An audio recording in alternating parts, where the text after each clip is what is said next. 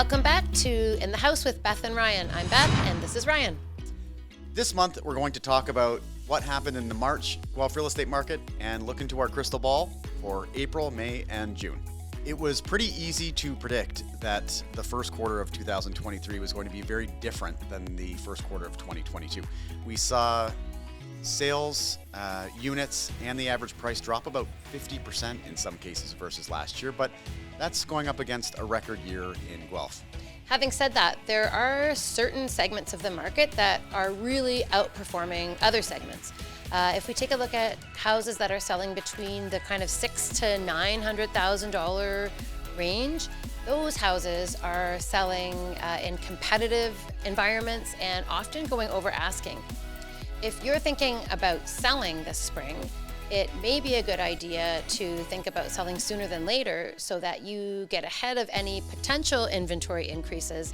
Yeah, and that goes the other way as well. If you are a buyer in this market, you may want to hold out a little bit right now, simply because it is getting pretty aggressive.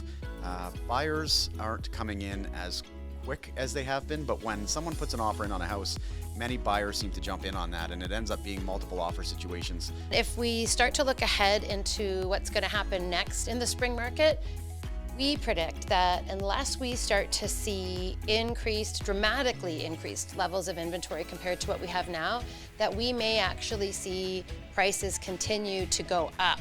It's really tricky to predict when is the best time to buy. I always say to people, if you're looking to buy a house and you see a house that you love, go for it, and do it though with guidance from somebody who can coach you in terms of what's a fair market price so that you don't get swept up too much in the craziness. And it is an interesting point that in today's market, we are seeing still multiple offers, but oftentimes multiple offers with conditions. Right. So in many cases, we have had buyers for homes and we've had listings where the best offer comes in with the condition, and it still allows buyers the opportunity to get that due diligence done.